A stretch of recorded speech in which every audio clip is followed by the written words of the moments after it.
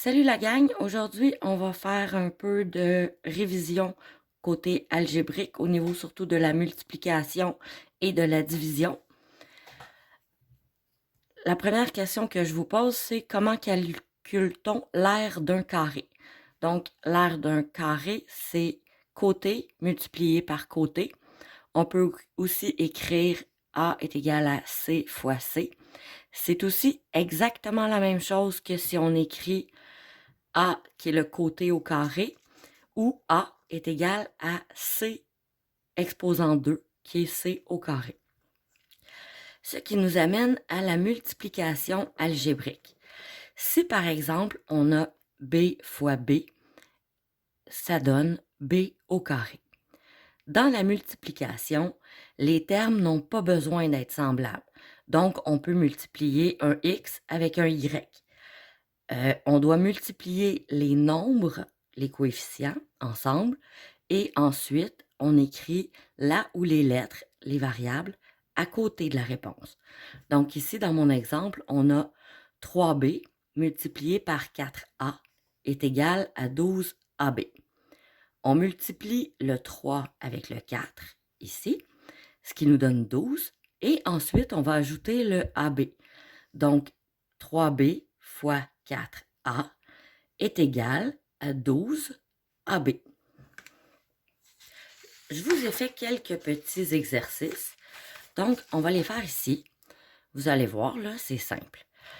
4 fois 3. 4 fois 3, ça fait 12. Et C multiplié par C, ça nous donne C au carré. Ensuite, on a 0 fois moins 128b. Qu'est-ce qu'on fait avec un moins, une variable, un coefficient? On s'en occupe pas, regardez. Ici, on a un 0. 0 multiplié par n'importe quoi, ça va donner 0. Ici, on a 3D multiplié par moins D. Qu'est-ce que ça va nous donner? Le 3 va être multiplié avec le 1 qui est ici. Parce que quand on a une variable qui est toute seule, le coefficient devant, c'est toujours 1. Mais habituellement, on ne l'écrit pas. Donc ici, le 3 multiplié avec le moins 1, ça va donner moins 3. Et le D multiplié avec le D, ça va donner D au carré. Ensuite, ici, je vous ai fait un exemple. Moins 5x multiplié par moins 3x. Le moins 5, on le multiplie avec le moins 3. Tu peux le faire sur ta calculatrice. Moins 5 multiplié par moins 3, ça va nous donner 15. Et ensuite, on va faire x multiplié par x qui va nous donner x au carré. Maintenant, on a 8D fois 2C. Le 8 multiplie le 2, le D multiplie le C. Donc, 8 fois 2, ça nous donne 16. D fois C, on ne sait pas combien ça vaut, donc on réécrit les variables telles quelles. D fois C. Oups, là, regardez. Ici, on les met en ordre alphabétique. Donc, la bonne réponse donne 16 C, D. Ensuite, on en a un ici avec 3 variables, 3 termes en fait. 1, 2, 3. On va faire 5 fois 4 fois 2. Là, je ne l'ai pas dit comme il faut, hein. C'est moins 5 fois 4 fois 2. Moins 5 fois 4, ça donne moins 20, fois 2, moins 40. Ensuite, on a x multiplié avec y, multiplié avec z, qui vont nous donner x, y et z. Juste pour être sûr que tu as bien compris.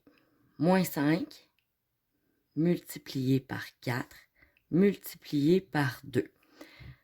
5 fois 4, ça fait 20. On avait un moins ici, donc moins 20. Moins 20 fois 2, qui égale moins 40. On poursuit.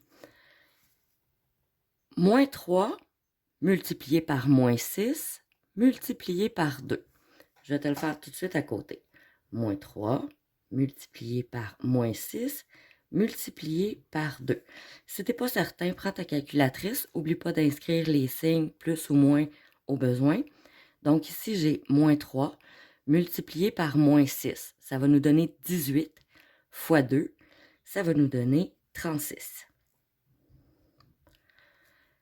3 fois 6, 18, multiplié par 2, 36. Et 2 moins multipliés ensemble, ça donne un plus. Donc ici, j'ai 36. Et comme variable, on a D, on a Y et on a C. Donc D fois Y fois C. Je vais les mettre cette fois-ci tout de suite dans l'ordre alphabétique. Donc on a C, D et Y. Donc maintenant, on a fait les exercices de multiplication algébrique. On va trouver maintenant les calculs pour trouver l'aire de ces figures. On a deux figures ici. Le premier est un parallélogramme. Le deuxième est un rectangle.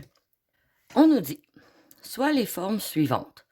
Trouve l'aire des figures, laisse des traces de ta démarche, les formules, et toutes les mesures sont en mètres. On a un parallélogramme. Bon, j'ai une mesure ici qui est 3x. J'ai une autre mesure ici qui est 6y. Et j'en ai une autre qui est moins 5x. Là, il ne faut pas que tu te trompes. La mesure de 3x, c'est la mesure du côté. Tout comme le 6y, c'est la mesure d'une des deux bases ici. La formule pour trouver l'aire du parallélogramme, c'est A est égal à la base fois la hauteur. La base ici, c'est 6y. Donc, A est égal à 6y multiplié par... Là, est-ce que je vais prendre la longueur du côté ou la hauteur? Ici, ça nous dit c'est la hauteur qu'on a besoin. Donc, on prend la hauteur qui est moins 5x. Et on va faire la multiplication. 6 fois moins 5x, ça nous donne moins 30. Et x fois y ou y fois x va nous donner xy. Donc, ça, c'est la réponse. On nous a dit que c'était en mètres carrés. Donc, à la fin, j'ajoute que notre réponse obtenue ici pour l'aire, c'est en mètres carrés. On a, comme ça, toutes les informations qu'on a besoin. Pour le rectangle, c'est la même chose. L'aire, c'est égal à la base fois la hauteur. Ici, on a directement les chiffres. Donc, on a 6b multiplié par moins 2b. On va multiplier le 6 avec le moins 2. 6 moins 2 donne moins 12. Et b fois b va nous donner b au carré. Donc, notre réponse, c'est que l'aire du rectangle, on peut même faire la petite forme ici, l'aire du rectangle est égale à moins 12b au carré, mètre carré. Ensuite, on va parler de division algébrique. Pour diviser, les termes n'ont pas besoin d'être semblables. On divise le coefficient du terme par la constante et on écrit la ou les variables à côté de la réponse. Lorsqu'une parenthèse est divisée par une constante, cela veut dire que chacun des éléments de la parenthèse doit être divisé par la constante. Qu'est-ce que ça veut dire? Tu peux avoir 12xy divisé par 3, ça va te donner 4xy. On peut le faire sur une ligne comme ça, ou on peut le faire de la façon suivante, là, comme si c'était une fraction. Donc, 12xy divisé par 3. On divise le 12 avec le 3 qui va nous donner 4.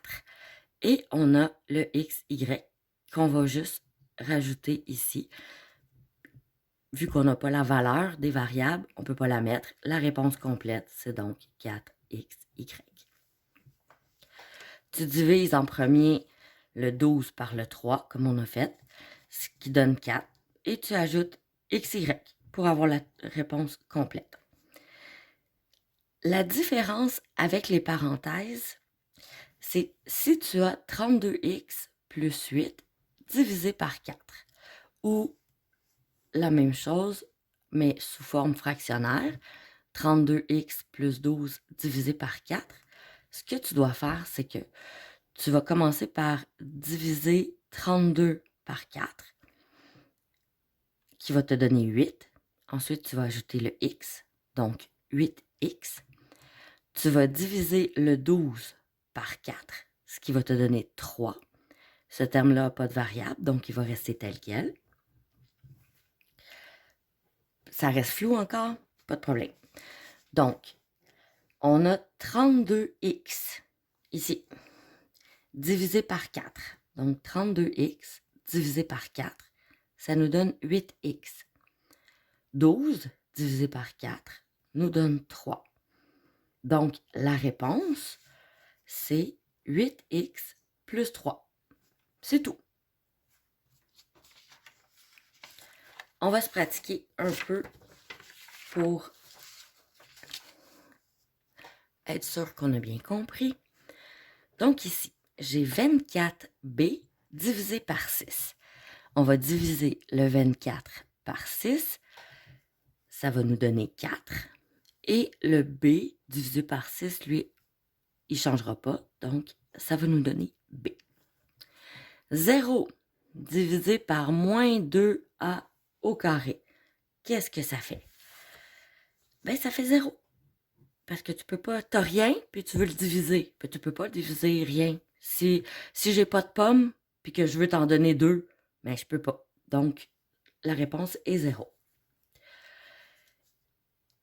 Petite question un petit peu plus complexe. D au carré divisé par 7. Qu'est-ce qu'on va faire avec ça?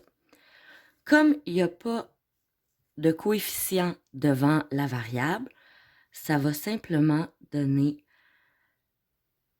1 sur 7 multiplié par d au carré, ou ça peut te donner d au carré sur 7, c'est la même chose. L'exercice suivant, 63c divisé par 63. Qu'est-ce que ça nous donne? 63 divisé par 63, ça donne 1. Et le c va venir être ajouté à la suite, ce qui va nous donner 1c. Ici, on a 44 b au carré divisé par 11. 44 divisé par 11, ça donne 4. Et comme on l'a dit précédemment, on fait juste ajouter la variable. Donc, ça nous donne 4b au carré. Un petit défi de plus avec des parenthèses. Qu'est-ce qu'on va faire avec ça? Donc, on a 32c moins 8. On va diviser le 32 par 4. On va diviser le 8 par 4. Donc, 32 divisé par 4 nous donne 8. On rajoute le c parce que c'est ce qui est indiqué de faire dans une division. Ensuite, on a moins 8 divisé par 4. Moins 8 divisé par 4 va nous donner 2. Donc, la réponse est 8c moins 2. Ici, 25b moins 15 divisé par 5. On va diviser le 25 par 5. On va diviser le 15 par 5. Donc, on va avoir 5b parce qu'on vient juste rapporter la variable, moins 15 divisé par 5, 3. Donc, la réponse est 5b moins 3. La dernière, je l'ai faite un tout petit peu plus compliquée. Donc, 27x divisé par 3 et moins 18 divisé par 3. 27 divisé par 3, ça nous donne 9. On rapporte le x, moins 18 divisé par 3, qui nous donne 6, plus, ici on a 48x divisé par 4 et 16 divisé par 4. Donc 48 divisé par 4, on a 12. On rapporte le x et 16 divisé par 4 va nous donner 4 aussi. Est-ce qu'on a terminé? Mais non, on n'a pas terminé. Maintenant, ce qu'on veut, c'est faire une expression algébrique réduite. Qu'est-ce que ça veut dire réduite? Ça veut dire qu'il n'y en aura plus des termes semblables. On va réécrire en enlevant les parenthèses. La première chose, enlever les parenthèses. Donc, on a 9x moins 6 plus 12x plus 4. Le 9x et le plus 12x vont aller ensemble. Le moins 6 et le plus 4 vont aller ensemble. On va les réécrire côte à côte. 9x plus 12x moins 6 plus 4. 9x plus 12x nous donne 21x et moins 6 plus 4 nous donne moins 2. Donc maintenant, on a terminé pour cette partie d'exercice-là. J'ai fait quelques exercices où on doit trouver l'aire de ces polygones. Donc maintenant, qu'est-ce qu'on nous dit? On nous dit que l'apotène est de 5y et le périmètre est de 75y. Qu'est-ce qu'on fait avec ces informations-là? Le périmètre, c'est quoi? Le périmètre, c'est le contour. Donc, j'ai 75y qui est le contour total. J'ai 1, 2, 3, 4, 5 côtés. Donc, on va le diviser par 5 pour avoir la mesure de chacun des côtés. 75 divisé par 5, ça nous donne 15. Donc, 15y. Qu'est-ce qu'on va faire ensuite? On va mesurer l'aire.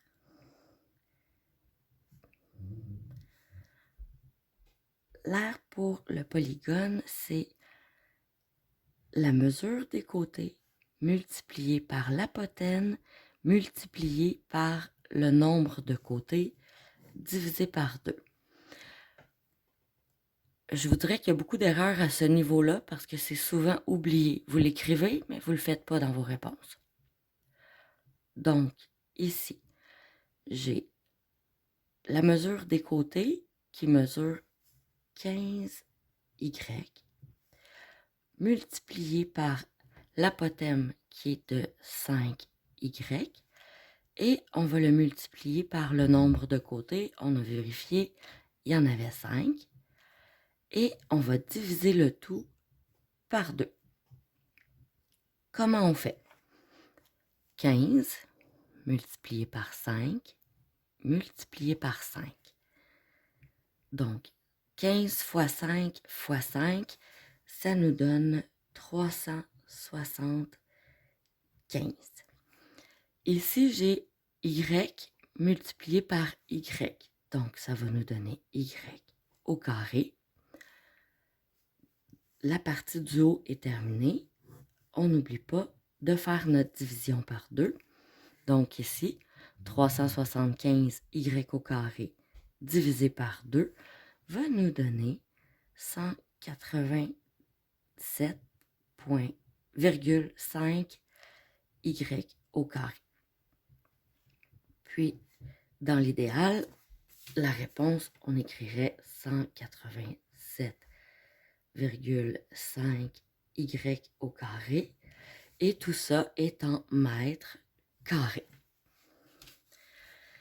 Maintenant, ce que je veux que tu fasses pour ce numéro-ci, c'est de trouver la mesure qui est manquante.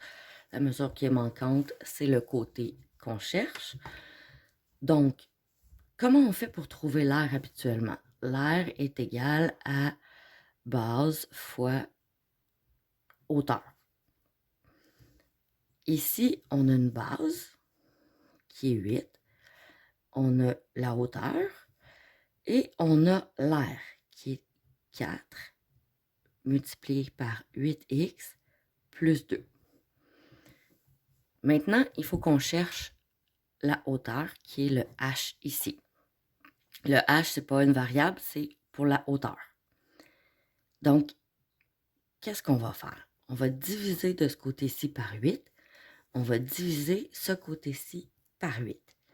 8 divisé par 8, ça donne 1. Donc, on pourrait écrire 1h ou juste h pour la hauteur.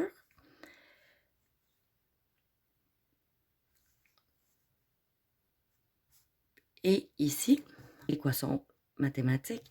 Donc, 4 fois 8x, ça nous donne 32x. 4 fois 2, ça nous donne 8. Et on va devoir le diviser par 8. Parce qu'ici, celui-là, je ne l'ai pas fait en même temps. Donc là, tout est correct. On est dans nos opérations sont faites correctement. Il nous reste à diviser. Donc, si on fait comme Mathieu, on va faire 32x divisé par 8, qui va nous donner 4. X, il ne faut pas oublier de ramener la variable. Et on a le 8 divisé par 8, qui va nous donner 1. Donc, on va faire plus 1. Donc, la hauteur, c'est ça, la hauteur ici qu'on cherchait, c'est 4x plus 1. Donc maintenant, ça conclut notre vidéo. On a résumé tout ce qui comporte la multiplication algébrique et la division algébrique qu'on avait besoin de voir pour le moment. Si jamais tu as besoin d'aide supplémentaire, tu peux continuer à faire tes exercices dans ton chapitre 13b. Je t'ai envoyé le corrigé par courriel. Puis si jamais tu as encore des questions, tu n'hésites pas, tu vas pouvoir me les poser à l'école ou m'envoyer un courriel. C'est possible que j'essaie de répondre en fin de semaine. Merci beaucoup la gang. Bon succès dans ton examen.